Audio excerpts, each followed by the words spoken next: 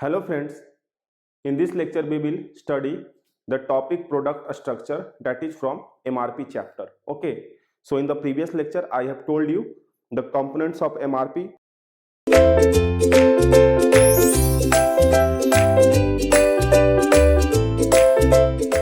So basically MRP was consisting of three different components. Okay, MRP was consisting of three different components, and one of them was BOM, that is bill of material. Okay, so what was the bill of material? It was telling you about the product structure and its sub-assembly items. Okay, so it was telling you about the product structure and its sub-assembly items. Sub-assembly items means what are the different types of sub-assembly parts which are going to require for a manufacturing of any product. Suppose this marker, okay, this marker will require sub-assembly items like this cap, okay, this nib, and the inside ink soaking part. Okay, so these are the different sub-assembly items. So the product structure is all about the product and its sub-assembly items. When what are the requirements? Okay, what are the requirements, how many parts you are going to require, and when you should start the assembly. Okay, so basically I have written an example, and with the help of this example we will understand about the product structure. Okay, so we have taken an example, and in this example you can see we have got different parts. Okay, so the first part is A, B, C, D, E, F and G. So these are the different parts A to G. This is the lead time. Lead time tells that when we should start the assembly operation. Okay, so the main component here is A. Okay, the main component here is A. Okay, we have to manufacture a component. The name of that component is A, and this A is going to require B, C, D, E, F and G as a sub assembly items. These lead times denotes that when we should start our assembly.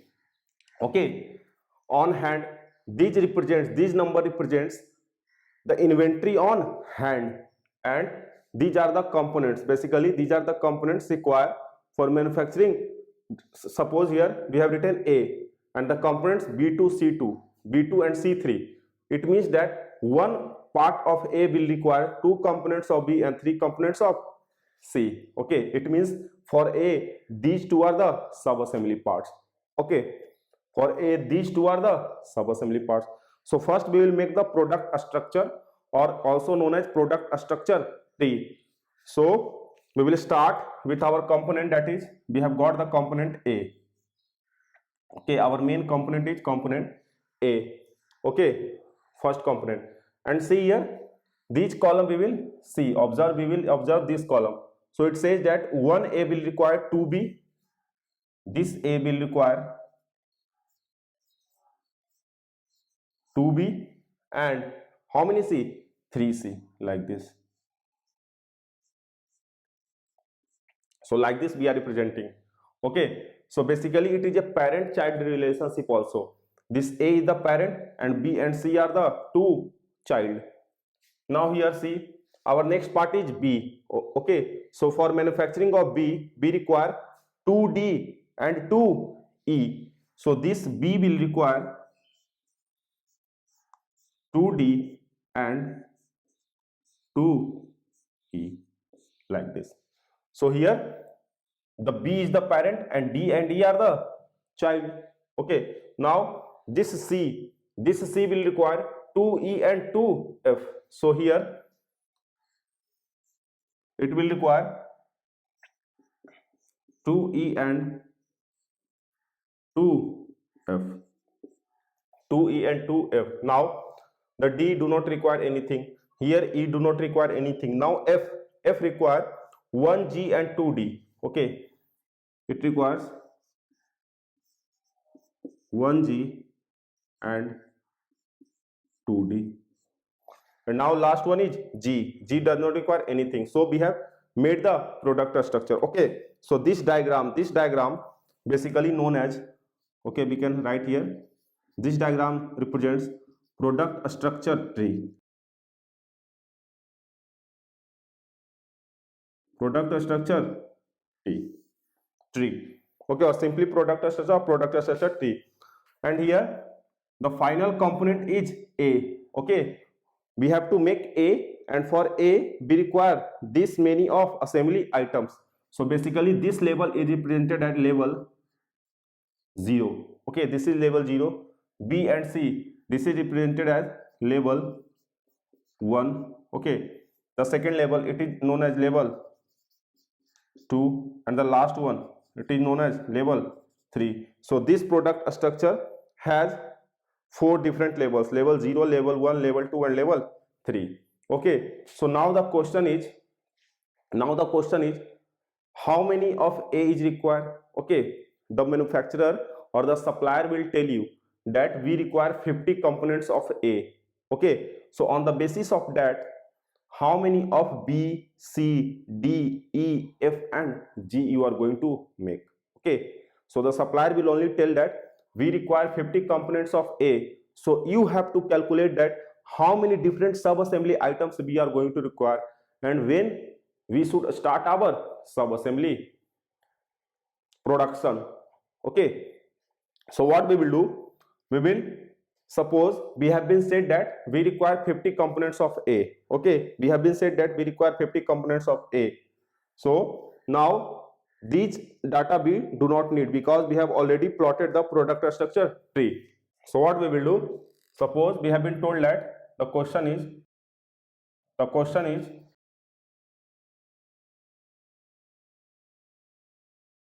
how many parts are required, for 50A. Okay, the question is how many parts are going to be required for making 50A parts. Okay, for making 50A parts. Okay, so we will take the help of the previous lectures. In the previous lecture, I have already told you the formula about the net requirement. The net requirement is going to be equal to the gross requirement minus inventory on hand. Okay, so here you can see the inventory on hand is already given. Okay, and the net requirement for A, the net requirement, it is the gross requirement. Okay, the gross requirement for A is 50. So how many 50 we are going to require? You can see directly the total requirement of A is 50. Okay, the total requirement, or you can say the net requirement of A is 50. We have already have 5 inventory on hand. Okay, so 50 minus 5, we will only manufacture 45. Okay, so you can say this 50 is the gross. Okay, this 50 is the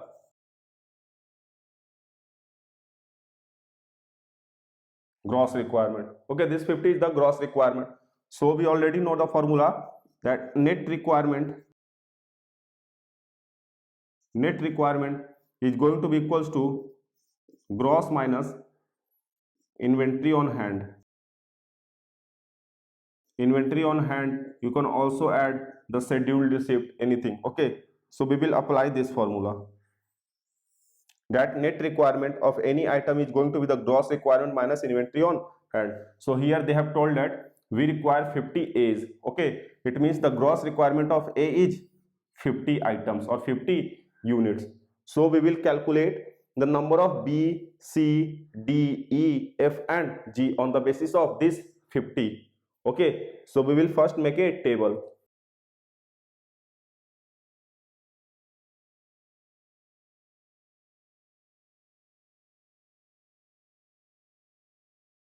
Okay, the first table column will consist of parts.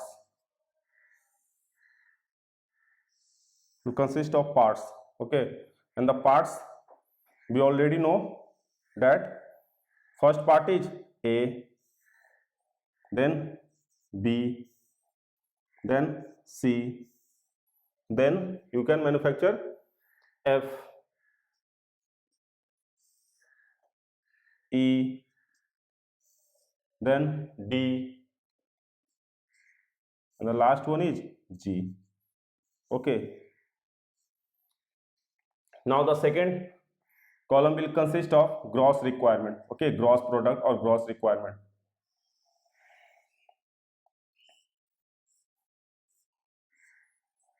The third, the same one, inventory on hand. Okay, on hand inventory we can write. So it is already given to you in the previous table.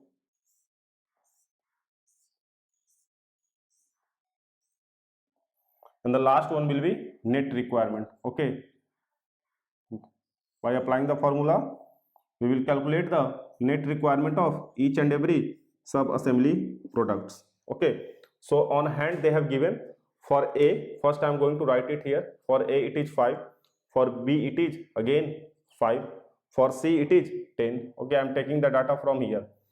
For next one is F, for F it is 50, for again E, for E it is 5, for D it is 10, and last one is G, for G it is again 10. Okay, so we have written the inventory on hand, so we will remove it. Okay, so how many A, what was the gross requirement for A? The question was that we require 50 A. Okay, the manufacturer, the supplier require, or the customer require 50 A's. So what we will do? Okay, we require 50 A, and what is on hand with us?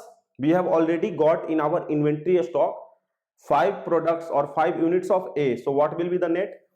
Okay, net is going to be the gross minus on hand. So it is going to be 50 minus 5, 45. So we will require 45 units of A. Okay, now first, now see, now how many B we will require? Okay, how many B we will require? So first we have to calculate the gross requirement for B. Okay, so you have to take the help of the product structure tree. Okay, you have to take the help of product structure tree. So what I am going to write? I have to take the help of product structure tree. Okay, so product structure tree, we have seen that it was A and it was going to require how many B? 2B.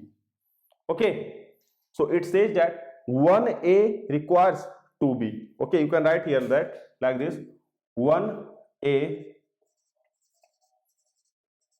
requires 2B. 1A requires 2B. So how many A we require? 45. Okay, how many A we require? 45. So how many B will require? 2 into 45.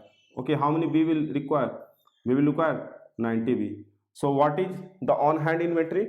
5. So 90 minus 5 we will need 85. Okay, we will need 85. Now how many C? Okay, look here, it was A and like this C3. Okay, it was like this C3. So it says that 1A requires 3C. 1A requires 3C. So what is the A requirement? 45. So how many C we will require? 3 into 45. So it is going to be 135. Okay, so what is the gross requirement for C? 135. And what is the inventory on hand for C? 10. So total it will require 125. Okay, it will require 125. So what I have done, I have already taken the rough sketch of this product structure. Okay, you already have. Okay, just now I have removed here. So to avoid confusion, I have already taken here. Now we need to calculate the requirement of F. Okay, so see here, F is here. Okay, F is here. So it says that 1C is going to require how many F? 2F. Okay, it says that 1C will require how many F? 2F. Okay, 1C will require how many F? 2F. So how many C we require? 125. And how many F? 2F. So 2 into 125, it will require 250. Okay, total F requirement is 250. How many inventory is there? 50. So the total F net will be 200. Okay, now see here, for E, see here, 1C require 2E. Okay, and here also 1B requires 2E. So 1C requires, what is the C? 125, and 1C requires 2E, so it will require 2 into 125 plus see here 1B also requires 2E, so what is the total E? 85, so it is 2 into 85, so you just need to calculate. It is 250 plus 170, so it is going to be 420. Okay, total E we require is 420. How many we have? 5, so it is going to be 415. Okay, now for D we have to calculate. See here 1B require, here 1B requires how many D? 2D, and here also 1F requires how many D? 2D. Okay, so the B is 85 and 1B requires 2D, so it is 2 into 85 plus 1F required 2D, so what is the F? 200, so it is going to be 200 into 2, so it will be 400 plus 170, so it is going to be 570, and we have 10, so the net is 560. Okay, now the last one is G. See here 1F require 1G, so what is the F? 200, and 1F require 1F, so G gross is 200, we have 10, so the total is 190. Okay, so in this way we can calculate the net requirement of each and every items. Now the question is that when we should start the assembly of these items. Okay, when we should start the assembly of these items, and see here the final product is A, the final product is A, so what we will do? We will start the assembly in this direction, in upward. We will start the assembly moving from here, okay, from bottom level to the top level. Okay, then only we are going to manufacture A or complete the assembly of part A. So we will start our assembly from G and D only. Okay, so the lead time in the previous table, okay, this table, the lead time in the previous table tells the total week. Okay, here the lead time is in week, so it tells the total week which it is going to take for the assembly. A is going to take 1 week, B is going to take 2 weeks, C is going to take 1 week, D is going to take 1 week. Okay, so when we should start the assembly and when we should finish the assembly, so we will make the chart. Okay, that is assembly time chart. Now we will make assembly time chart.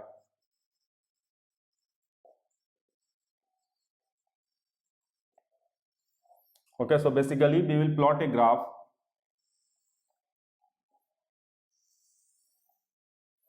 We will plot a graph between x-axis and y-axis. On x-axis we are plotting our lead time, okay, and on y-axis we are plotting the products or units. Okay, so what we will do? We will take the scale of 1, okay, on x-axis.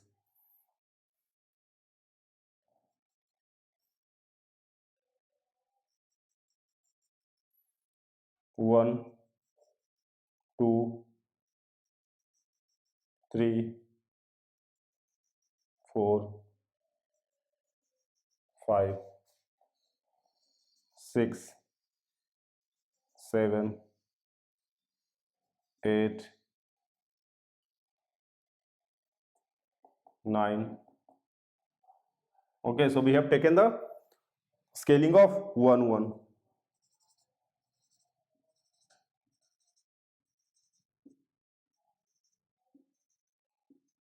So now what we will do? We will calculate the assembly time. Okay, so the first product is A. So see here the lead time for A is 1 week. Okay, so we have to start our production from A. So it is going to take 1 week. So A will be here. Okay, so this distance basically, this distance or this length basically represents the lead time. Okay, it is in the gap of 1. Okay, it is in the scale of 1. So here we will write A. Okay, this length represent the lead time. Okay, now this A have two sub items, that is B and C. So what we will do? Now we will assemble B and C. So for B the lead time is 2 weeks. Okay, so for B the lead time is 2 weeks here. So like this is 1 and this is 2. So this is total, this is for total B, you can say. Okay, see here length, this is 1 and this is 1. So the total length is going to represent the lead time. Okay, and here B requires 2 weeks and C requires 1 week.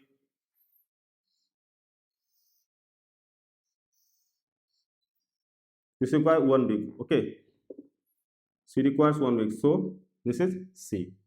Okay, and this is our A, 1 week. So now take B. Okay, take B or C, anything. So for B, D and E are the sub-assembly items. Okay, now for D, look here. D the lead time is 1 week. Okay, for D the lead time is 1 week.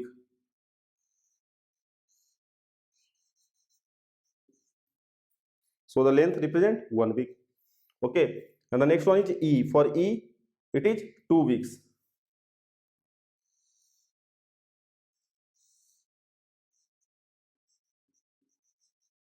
E. Okay, now for C, again E, and for E it is again 2 weeks. So for C it is E.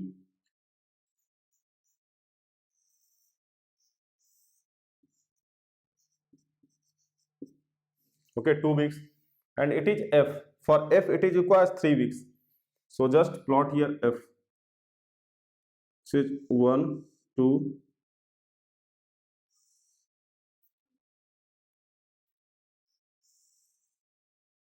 this is F.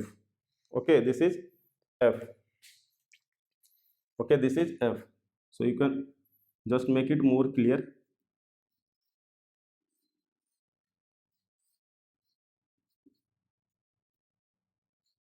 Okay, now it is more clear. Okay, now F requires G and D. So G requires 2 weeks. Okay, F requires G and D. So G requires 2 weeks. Okay, for G,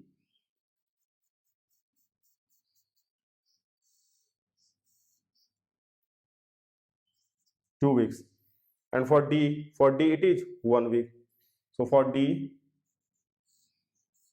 it is 1 week. So we have completed the assembly line chart. Now we will do the notations. So this represents, you can say 0 or first week or 0 week. Okay, first week or 0, 1, 2, 3, 4, 5. So just start from 1 week. Okay, it will be more clear. So this is first week, second, third, fourth, fifth, sixth, 1, 2, 3, 4, 5, 6, 7 and 8. Okay, so look here, we will start the manufacturing from here. Okay, in this way.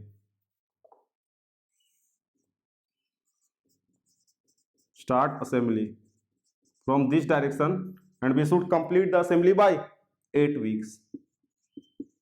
Okay, we will start the assembly from this direction on the first week. Okay, look here, on the first week we will start the assembly of the products, and we will move in this direction, and we should complete the assembly on 8th week.